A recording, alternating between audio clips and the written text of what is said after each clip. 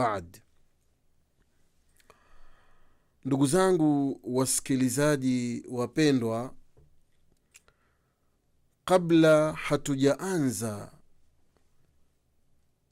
introduction ama mukaddima wa maudhu ambayo tumekusudia kuyatanguliza kwenu, tumshukuru Alhaq tabaraka wa taala ambaye amenikutanisha pamoja na ndugu zangu wasikilizaji ndani ya kipindi kama hichi,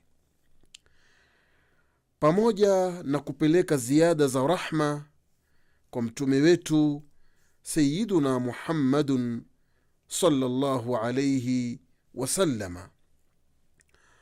Ndugu zangu wasikilizaji, tuko ndani ya mwezi mtukufu wa Shaaban, na kwa nini uwe ni mtukufu mwezi kama huu? Bila shaka mwezi kama mwezi hauwezi kuwa mtukufu ila ni kwa sababu ya mambo ambayo yaliyokutanika ndani yake yakawa yanatukuza mwezi kama ule.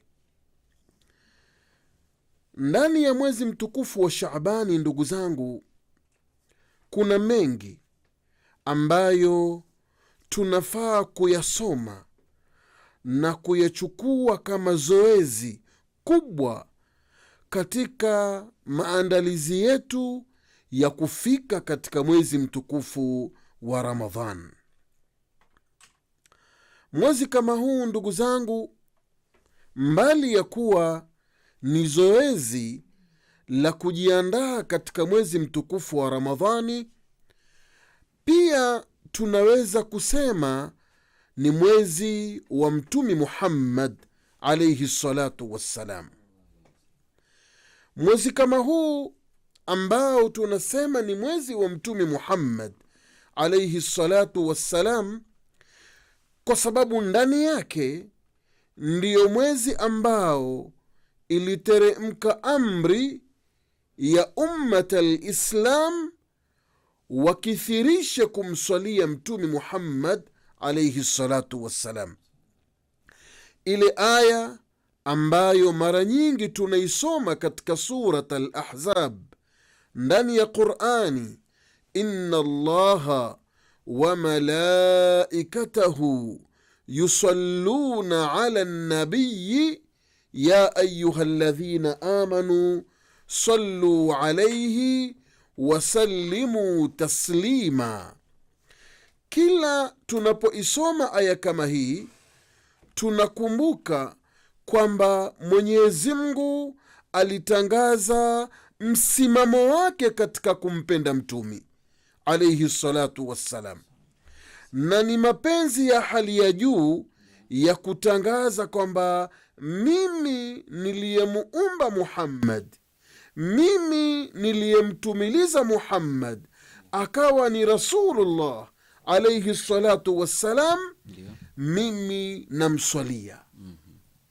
Inna Allaha wa malaikatahu yusalluna ala nabii. Nikirudi nyuma kidogo, ndugu zangu, katika kifungu hichi cha kwamba Mwenyezi Mungu subhanahu wa ta'ala anamswalia mtumi na anamsalimia mtumi alayhi salatu wassalam, angalia, wakati tulieleza masala ya mtumi kwenda mi'raji, kwenda kumtembelea Mwenyezi Mungu subhanahu wa ta'ala, alipovuka akakwenda mpaka kwa mtume Ibrahim, akavuka mbele, akawa yuko katika hadhara ya Mwenyezi Mungu subhanahu wa ta'ala. Ilifika mahala kama nilivyosema kwamba ilifika mahala mtumi alayhi salatu wassalam anataka kumsalimia Mola wake. Amsalimie kwa matamshi gani? Mwenyezi Mungu aliyekuumba utamsalimia kwa matamshi gani? Ukimwambia assalam, yeye mwenyewe jina lake Mwenyezi Mungu ni assalam, Sasa ni tamko gani zuri la kumsalimia Mungu? Mtume Muhammad alizungumza maneno mazuri. Alipoyalimaliza yale maneno mazuri, kwa furaha ya Mwenyezi Mungu, kwa furaha kubwa ya Mwenyezi Mungu, kumsikia mtumi anamsalimia yeye, anampelekea maamkizi bora yeye, matamko ya kumwambia attahiyatu lillah, assalawatu lillah, azzakiyatu lillah. Kumbe Mwenyezi Mungu akafurahika kwamba maamkizi yote ni yangu, salawati zote ni zangu, azzakiyati zote ni zangu. Sasa bas, assalamu alaika ayuha nabiyu wa rahmatullahi wa barakatuhu. Assalamu alaika, ni nani alomsalimia mtumi hapa? Ni Allah subhanahu wa ta'ala.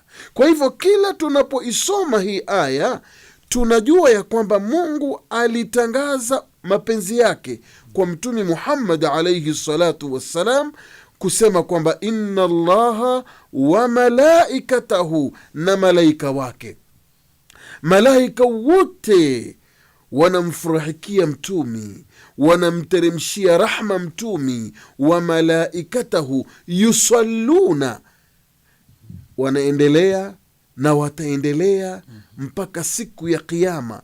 Mtumi mpaka wa leo ninavyozungumza na nyinyi ndugu zangu wasikilizaji, yuwalindwa na Mwenyezi Mungu mpaka wa leo, mpaka hivi dakika ninavyozungumza, mtumi yuwalindwa na Mwenyezi Mungu subhanahu wa ta'ala, kwa sababu kwenye kaburi lake rahma tupu ziko pale, malaika wako pale, kwa sababu ni kiumbe bora, ndiyo aliyoko katika ardhi kama ile. Kwa hivyo lazima malaika wawe wako pale pale, wanazunguka hapo around, kwa sababu wanateremsha rahma kwa mtume Muhammad alayhi salatu wassalam, wanamwombea Mungu mtume alayhi salatu wassalam. Aya hii ndugu zangu wasikilizaji, ni aya ambayo tunapofika katika mwezi wa Shaabani, basi tunakumbuka kwamba mwezi huu lazima tuifurahikie sana, sababu kila tukimswalia mtumi ndani ya mwezi kama huu, bila shaka kuna malipo zaidi na zaidi.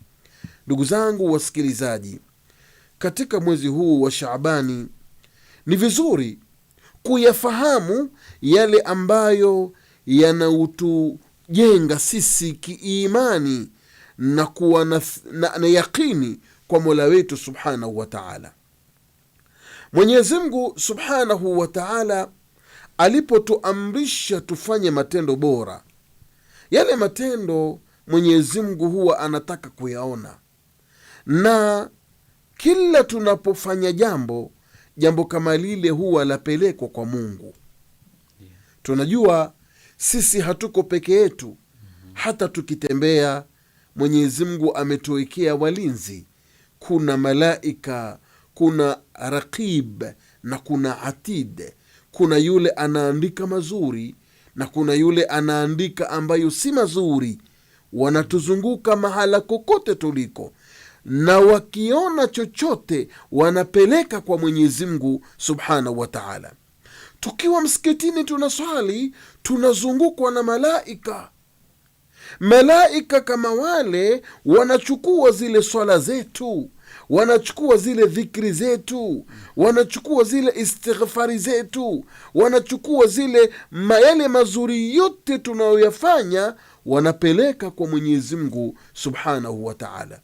Lakini kila malaika wamepewa kazi zake. Kama tunavyojua, Mwenyezi Mungu katika nidhamu ya malaika amewapa kazi. Kila malaika ana kazi yake, anaifanya katika ulimwengu, na hakuna mwenye kumwingilia kazi ya mwenzake, wala hakuna kuoneana chuki. Malaika hawachukiani, malaika hawahusudiani. Malaika Mwenyezi Mungu amewaumba, la ya'suna Allaha ma amarahum wa yaf'aluna ma yu'marun, hawamuasi Mwenyezi Mungu. Jambo la kwanza. Jambo la pili, malaika maumbile yao ni maumbile ya kiibada. la yafturun, hawachoki katika ibada. Ndio.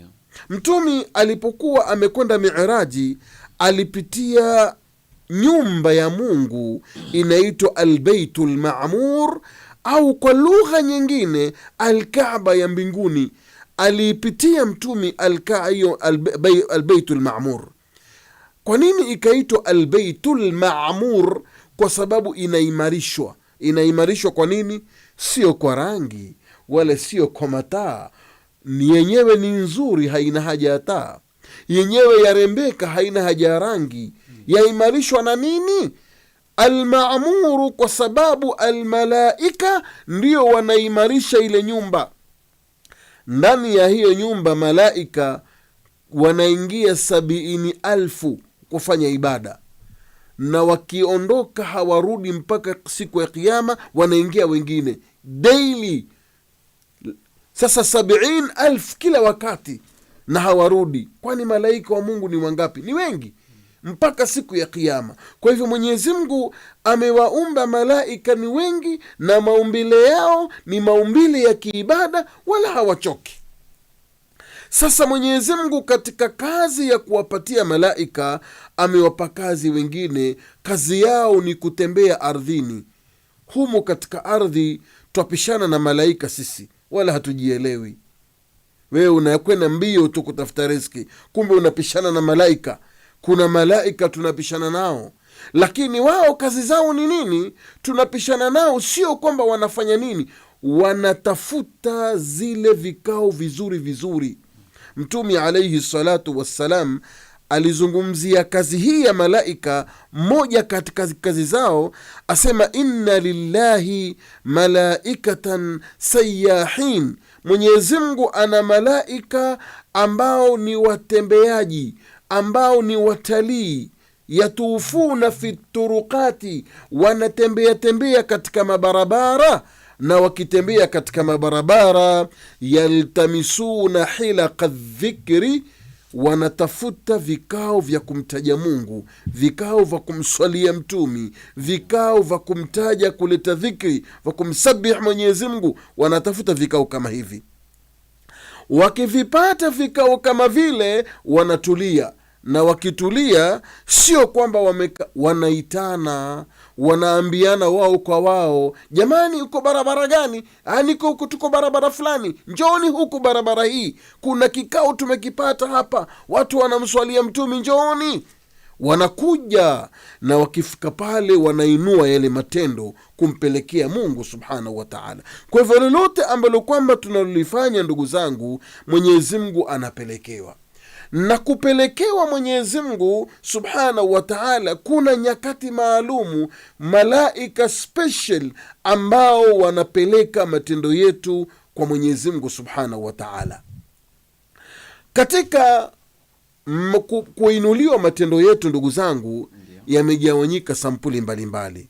Kuna matendo yanapelekwa kwa Mungu kila siku, kila siku yanapelekwa kwa Mungu, na kuna matendo ambayo yanapelekwa kwa Mungu kila wiki, na kuna matendo ambayo yanapelekwa kwa Mungu kila mwaka, kila siku. Ndiyo Mtume alayhi salatu wassalam alisema ya kwamba kuna malaika wamepewa kazi kupeleka amali zetu kila siku katika nyakati mbili. Wakati wa kwanza tukimaliza kuswali alfajiri, wakati wa pili tukimaliza kuswali alasiri. Kwa nini? Kwa sababu malaika Mwenyezi Mungu amewaganyia kazi. Nyinyi bana mtaingia usiku, mtizame watu wako vipi. Nyinyi mtaingia mchana, mtizame watu wanafanya nini. Kwa hivyo wale watu wa mchana, wale malaika wa mchana, wakiingia mchana wanapiga kazi yao mpaka ikifika alasiri. Ikifika swala ya alasri wanapishana na wale wanaingia usiku, maanake wale wanaingia usiku wanafika kwenye wakati wa alasiri.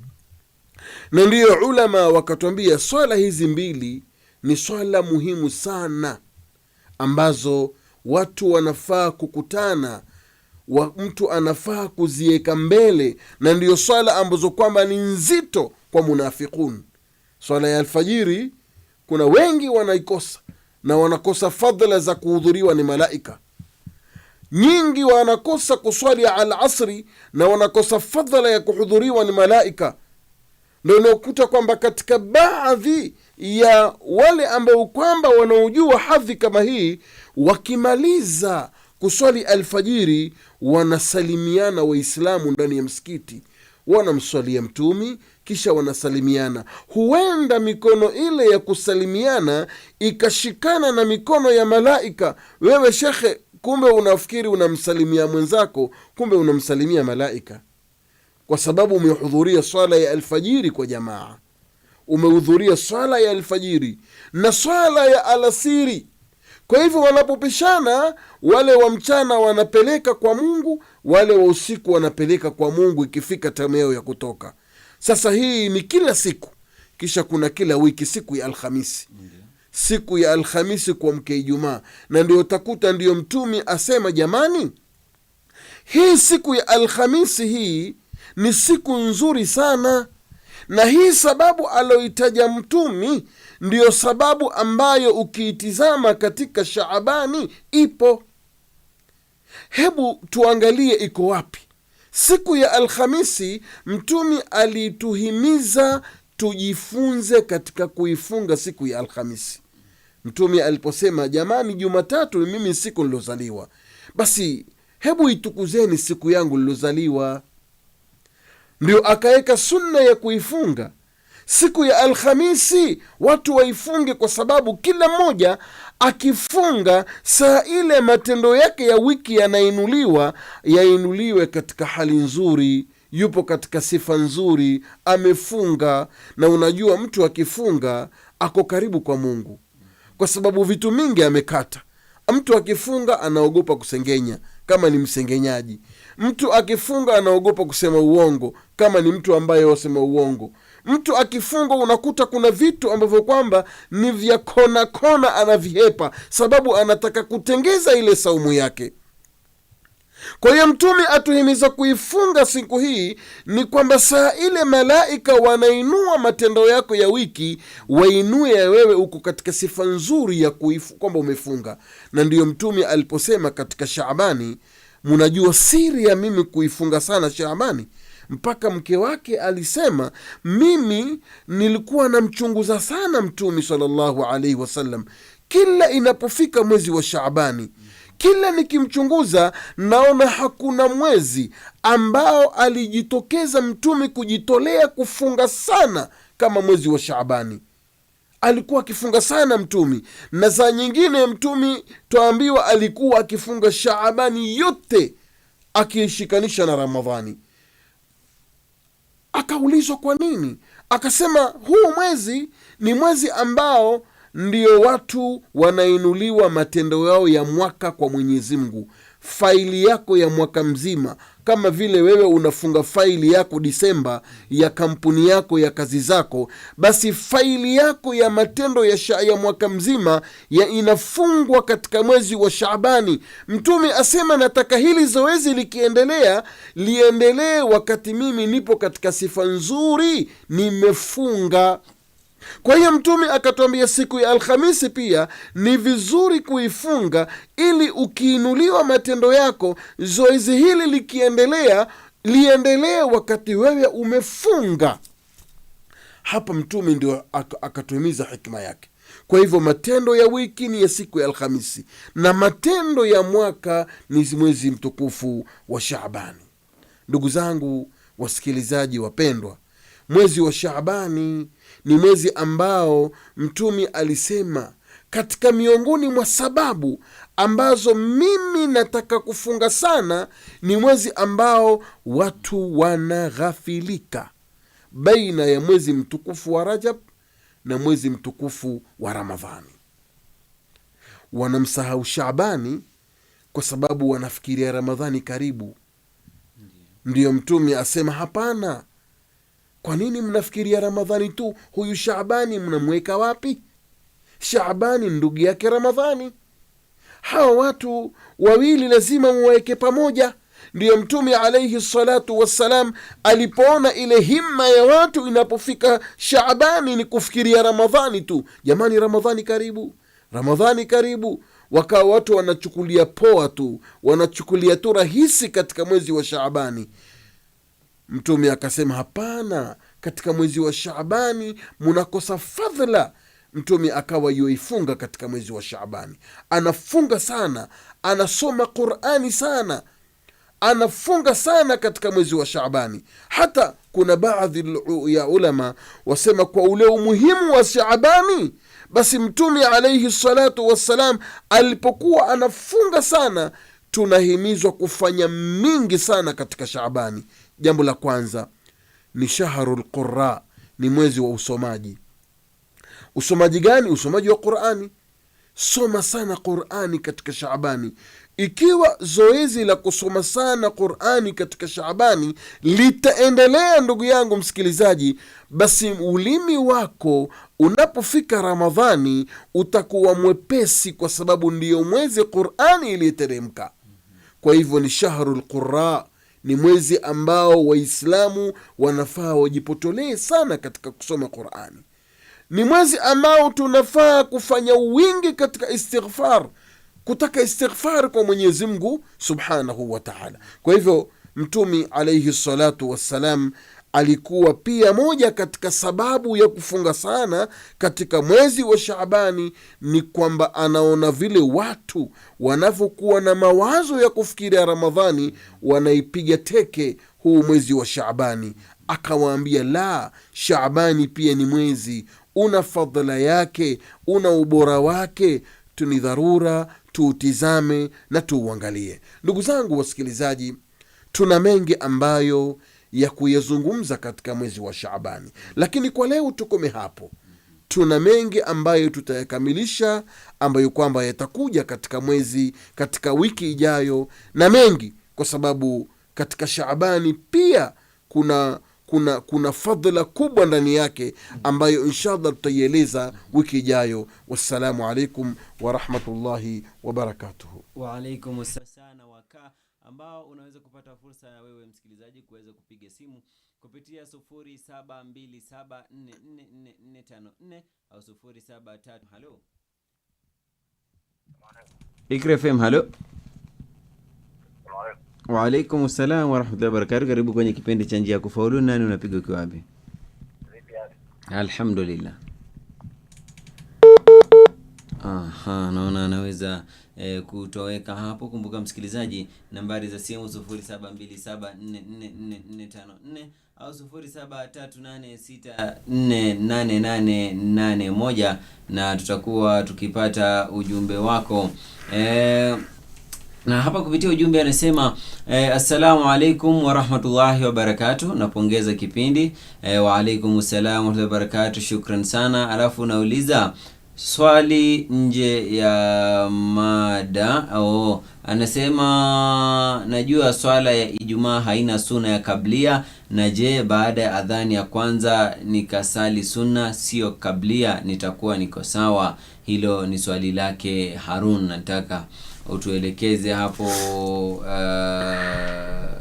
utuelekeze kuhusiana na swali hilo, ama kuhusiana na ibada hiyo. Manake huu mwezi huu umetushauri tuweze kukazania mno kwenye ibada, hata alfajiri, wakati wa Alhamisi, na pia kufunga kwa wingi na kusoma Qur'an kwa wingi. Kwa hivyo msikilizaji, nambari za simu 0727444454 au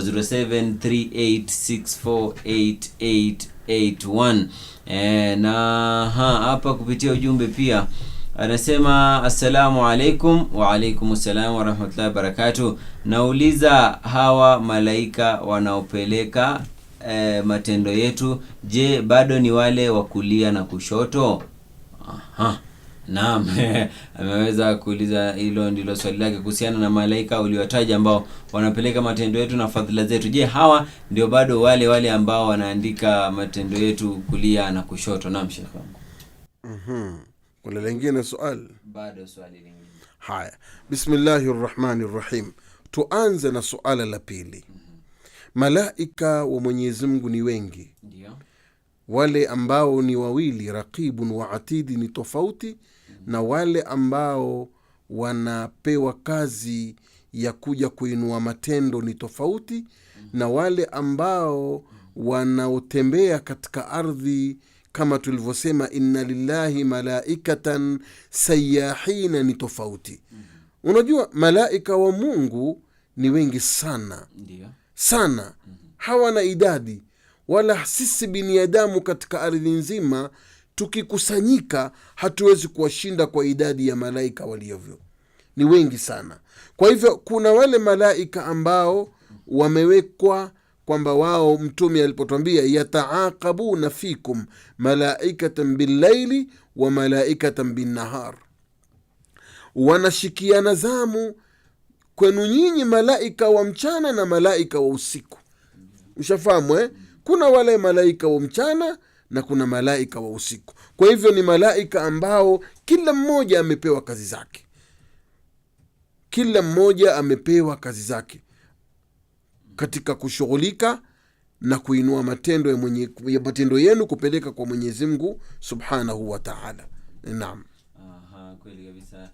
Natumai pia hilo limeweza kufahamika. Msikilizaji, unaweza kupiga simu ziko paruanja kabisa, ama unaweza kupiga moja kwa moja na nitakuwa nikipokea simu yako na uweze kumuuliza Sheikh wetu maswali yote. Labda Sheikh wetu tu kwa kutueleza na kutujengea taswira, labda ile tunasema kwa kizungu a typical day in the life of a Muslim, labda pale alfajiri, wakati huu wa Shaaban, Muislamu labda anafaa kufanya nini, ama pale alfajiri yake inafaa kuwa vipi kimatukio? Kwanza tufahamu, tunapozungumza swala ya alfajiri tuzungumzia swala muhimu sana katika maisha ya Muislamu, kwa sababu ndiyo swala ambayo inaushuhudiliwa na malaika. Shafahamu inna Qur'ana alfajiri kana mashhuda, swala ya alfajiri ni swala ambayo inashuhudiwa na malaika, na hii ni swala ya kila siku, iwe ni Shaabani, iwe ni Ramadhani, iwe ni mwezi mwingine. Swala ya alfajiri itabakia vile vile kuwa na sharafi yake na umuhimu wake, na vile vile kupata malaika ambao wanashikiana zamu, wale wa mchana wanaingia, wa usiku wanatoka. Unafahamu Kwa hivyo katika swala ya alfajiri ni hivyo ambavyo tumeelezwa na Mtume alayhi salatu wassalam. Ushafahamu Kwa hiyo katika suala ambalo kwamba nimelizungumza nyuma hapo kuhusiana na wale malaika wa ukulia na kushoto, Mwenyezi Mungu alituambia ma yalfidhu min qawlin illa ladayhi raqibun atid. Hawako, hutamki lolote, wao wanachukua katika lile ambalo kwamba unatamka. Umefahamu naam. Na labda wakati huo mwezi wa Shaaban, pale mtu anapoamka kwa ajili ya swala ya alfajiri, inafaa afanye kama kawaida, ama kuna ibada zingine ambazo inatakiwa azikazanie mno wakati huo? Kazania sana kusoma Qur'an. Kazania sana kusoma wingi, kusoma Qur'ani na kuleta istighfar, na pia kumswalia Mtume alayhi salatu wassalam, sababu kumswalia Mtume kama tulivyosema ndiyo amri iliyotoka katika mwezi mtukufu wa Shaaban. Naam. Kweli kabisa. Na tunafahamu huu ni wakati ambapo ujumbe wa kutangamanisha watu, ndugu, familia umeweza kukithiri, na ndo nadhania kuna ndugu yetu hapa ameuliza assalamu alaikum. Wa alaikum salam. Ndugu yako mwenye hamsemezani na hataki msemezane, utafanyaje? Hataki kabisa, itakuwaje? Maana hapa vile vile tunajiandaa kwa mwezi wa Ramadhani, na unakuwa mwezi ambao tunaunganisha labda jamii kwa ujumla, kizazi, ndugu, dada, labda hawa ambao hawataki, wewe mwenyewe unania lakini wao wenyewe hawataki, labda itakuwaje? Utesi hautakikani katika Uislamu. Na utesi ni jambo ambalo Mungu analikasirikia. Familia yenye utesi, Mwenyezi Mungu anaondosha baraka katika familia ile, sababu Mwenyezi Mungu Subhanahu wa Ta'ala hapendi chuki ienee kwa jamii na utesi uenee kwa jamii. Sasa ikiwa mtu amegundua hilo, Ndio. na ikawa anataka kufanya islah, kusalimia ama kuweka sawa, na wao wengine wakakataa, basi aendelee kufanya hivyo. Na Mtume alitwambia mbora katika watu wawili watesi, mbora wao ni yule alomwanza mwenzake kwa salamu. Wajua kuna ile kibri ambayo ni nini? Kwa nini nimsalimiage kama hataki? Siachana naye tu, wewe endelea kumsalimia. Kila ukimsalimia thawabu ziko umeshaingia. Mtume atuambia mbora katika watesi wawili ni yule ambaye atamuanza mwenzake kwa salamu. Kwa hivyo wewe usibakhili katika salamu yako, endelea kumsalimia yeye. Kila akinyamaza anapata dhambi, wewe kila ukiendelea kumsalimia ni thawabu zimeingia. Kabisa. Na Sheikh wangu, labda tu kwa kuuliza, katika mwezi huu wa Shaaban, je, matendo kama vile kusoma Qur'an, kutoa kila kitu, je, thawabu zake ni sawa na miezi mingine? Bila shaka thawabu za tofautiana. Huwezi kuniambia Qur'ani kuisoma Ramadhani ni sawasawa na kuisoma Shaabani. Shaabani ina hadhi yake, kuleta istighfari ni hadhi yake, kutoa sadaka hili muhimu sana pia likithiri katika mwezi wa Shaabani, kuleta istighfari sana, na utoaji wa sadaka ni muhimu ndugu zangu, kwa sababu sadaka ina thawabu zake kubwa kabisa. Na tunajua katika mwezi wa Ramadhani tunaingia katika mwezi ambao mtu kila akijitolea kutoa sadaka, kama ni kumfuturisha mtu, kama ni kumlisha mtu, kama ni kufanya nini, basi ni thawabu. Kwa hivyo kithirisha sadaka katika mwezi wa Shaabani. Na pia vile vile sampuli yoyote ya sadaka, muhimu ni sadaka ya sawasawa, kwa mali ya halali ama kwa kitu kizuri. Sadaka aina yoyote inafaa katika nini? Katika mwezi wa Shaabani. Kuna sadaka ya kumfurahikia mtu, kuna sadaka ya kumlisha mtu, kuna sadaka ya kumsaidia mtu. Kwa hivyo sampuli za sadaka ziko nyingi, kwa hivyo unafaa kuzifanya katika mwezi wa Shaabani kukithiri. Kweli kabisa. Sheikh wetu hapo kwa kuweza kutufahamisha mengi kuhusiana na mwezi huu wa Shaaban. Kumbuka msikilizaji, nambari za simu bado ni 0727444454 au 0738648881, na ambapo utaweza kuuliza swali lolote kwa Sheikh wetu Sheikh Abubakar Baabad ili aweze kutuelekeza kwa njia iliyo ya kufaulu, na tuhakikishe kwamba tumeweza kufuzu na tumeweza kupata thawabu katika mwezi huu wa Shaaban. Na pia Sheikh wetu, labda katika mwezi huu wa Shaaban, labda kwa ushauri wako, kwa mahimizo yako, ungetushauri vipi ya kuweza kupeleka siku zetu katika mwezi huu? Ndugu zangu wasikilizaji, tunapoambiwa na Mtume alayhi salatu wassalam kwamba yeye anafanya hili kwa wingi, anafanya kufunga kwa wingi, kwa sababu moja katika sababu alisema dhaka shahrun yaghfulu nnasu anhu baina Rajab wa Ramadhan, watu wanaghafilika baina ya Rajab na mwezi mtukufu wa Ramadhani. Tujue ya kwamba Ramadhani ni mwezi wa kazi. Mwezi huu wa Ramadhani ni mwezi ambao kila mu'min basi anamuomba Mungu sana ile dua maarufu, kumwambia Mwenyezi Mungu, Allahumma barik lana fi Rajab wa Shaaban wa ballighna Ramadhan. Tubarikie Rajab na utubarikie Shaabani, utufikisha Ramadhani.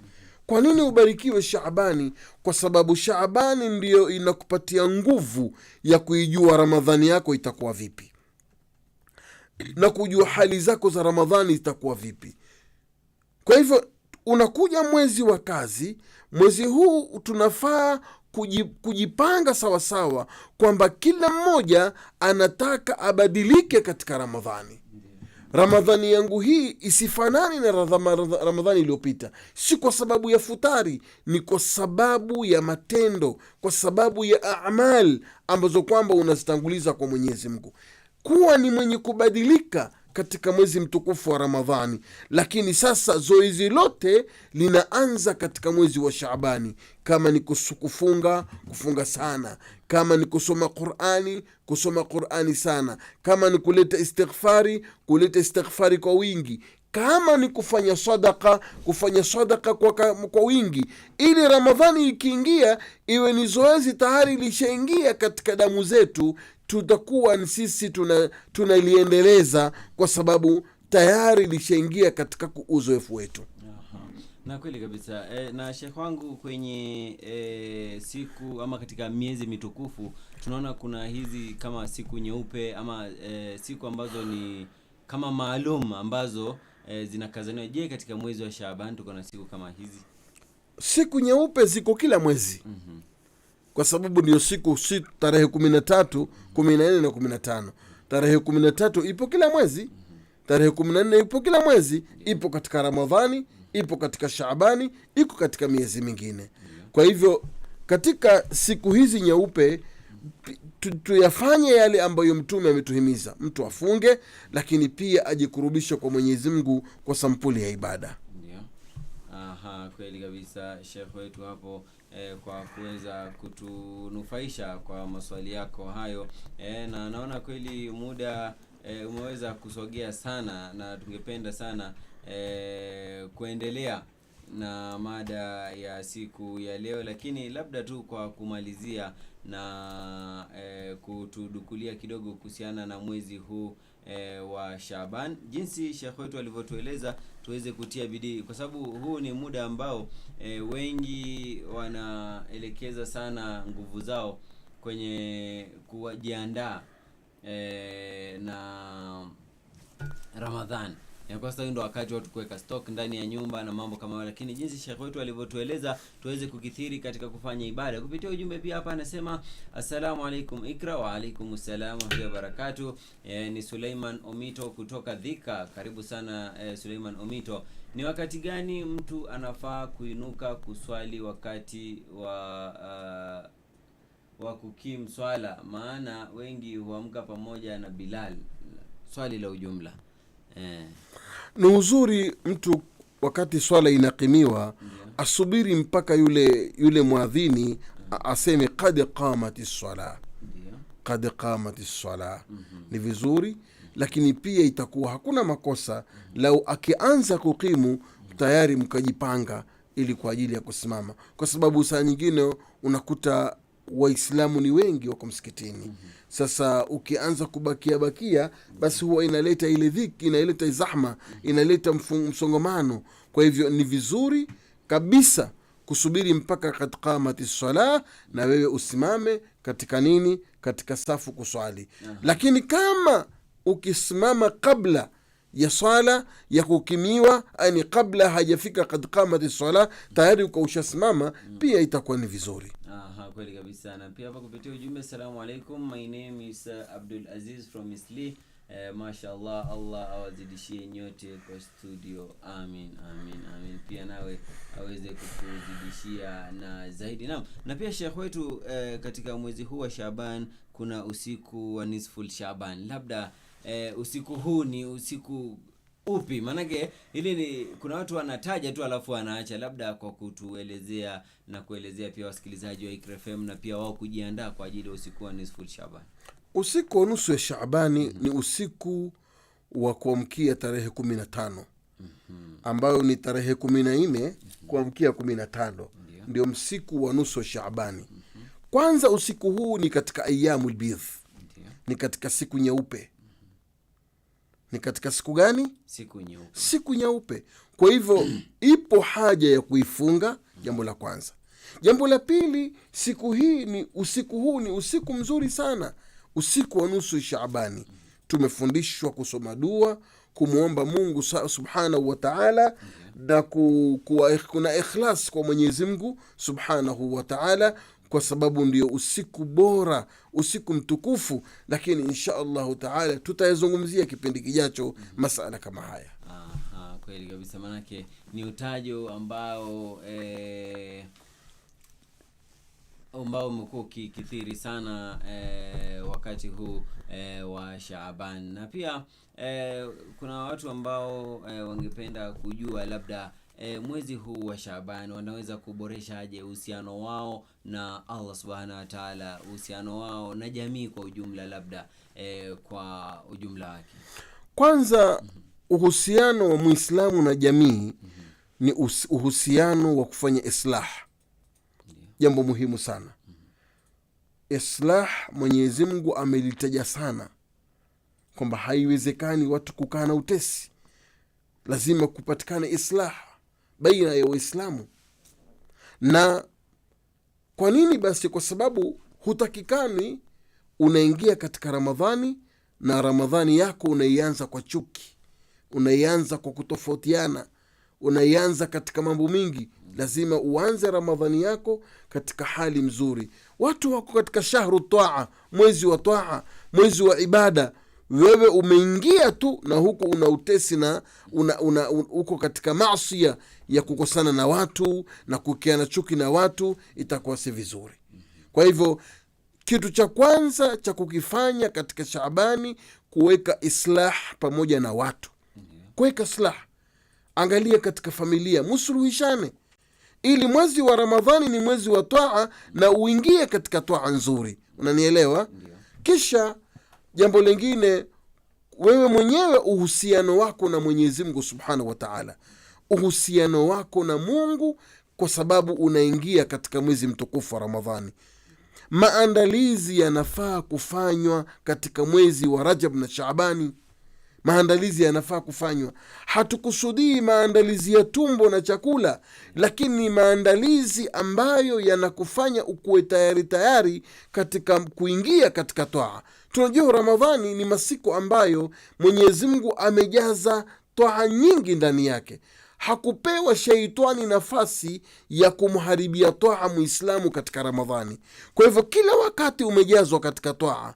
Sasa ni mwezi umesheheni taa kutoka asubuhi mpaka jioni. Angalia, asubuhi unainuka umefunga, unaleta istighfari sana katika Ramadhani, unaleta tasbihi nyingi sana. Ikifika magharibi kuna wakati wa kujibiwa dua, saa ile una break ile fasti yako, ni time ya kujibiwa dua. Kuna tarawih ambayo Waislamu watakuwa wanaiswali. Kwa hivyo nyakati za Ramadhani ni nyakati ambazo zimesheheni mazuri ya kujikurubisha kwa Mwenyezi Mungu Subhanahu wa Ta'ala. Lakini yote inafaa zoezi lenyewe lianze katika Shaabani ili upate nguvu ya kuingia katika nini? Katika mwezi wa Ramadhani. Natumai hilo limeweza kufahamika kwa ufahamu wake hapo. Sheikh wetu akituelezea jinsi tutaweza kukurubisha uhusiano wetu na Allah Subhanahu wa Ta'ala, na natumai kwamba umeweza kunufaika wewe msikilizaji. Labda Sheikh wetu, kwa kufunga tu kipindi cha siku ya leo, ungependa kutoa na ujumbe upi?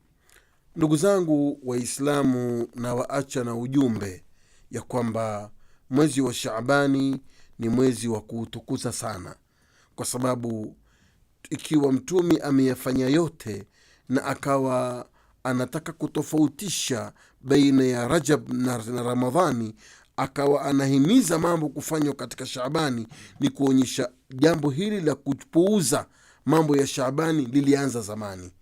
Mambo ya watu kupuuza mwezi wa Shaabani halikuanza leo. Kwa hivyo usiwe ni mmoja katika wale wanapuuza masiku ya Shaabani. Kuwa na wale ambao kwamba wanahimiza watu kujikurubisha kwa Mungu katika mwezi wa Shaabani.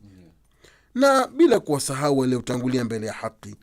Ni wajibu wetu kuombea Mungu sana, Mwenyezi Mungu awarahamu, hasatan wazazi wetu ambao ni sababu kubwa ya mimi kufanya yote ambayo nayafanya, kuelekeza umma na kuelimisha umma. Basi ni wazazi wao ni sababu. Mwenyezi Mungu awarahamu wazazi wangu na wazazi wa kila Muislamu, aweke mahali pema, awatangamanisha na wema. Na sisi tuliobakia tumuombe Mwenyezi Mungu aturuzuku husnul khatima inda al-maut. Wassalamu alaykum wa rahmatullahi wa barakatuh. Wa alaikumussalam wa rahmatullahi wa barakatuh. Huyo amekuwa fadhilatu Sheikh Abubakar Baabad hapo akitukomeshia kipindi cha Jumapili ya siku ya leo, ikiwa tu ndo ameanzisha silsila ya kutueleza kuhusiana na mwezi ambao tulionao ukiwa ni mwezi wa Shaaban. Kwa hivyo usiweze kukosa kipindi cha Jumapili ijayo, manake Sheikh wetu atakuwa akituelekeza zaidi, akitufunza zaidi na kutueleza yale ambayo kidogo labda tumesahau ama yale ambayo hatuyafahamu kabisa. Kwa hivyo kumbuka tu kutegea 95.0 Iqra FM mwendo wa saa 3 hadi saa 4 kila siku ya Jumapili, kipindi kikiwa ni njia kufaulu, tukiwa naye fadhilatu Sheikh Abubakar Baabad ambaye tunakushukuru kwa kuweza kufika, kwa kuweza kutuelimisha. Allah akujalie, Allah akutakabalie dua zako, Allah akulinde ili uendelee kutufunza zaidi. Kutoka kwangu Abdul Hamid Suleiman, endelea kutegea Iqra FM 95.0 kwa vipindi vya kufana na mawaidha ya kunufaisha.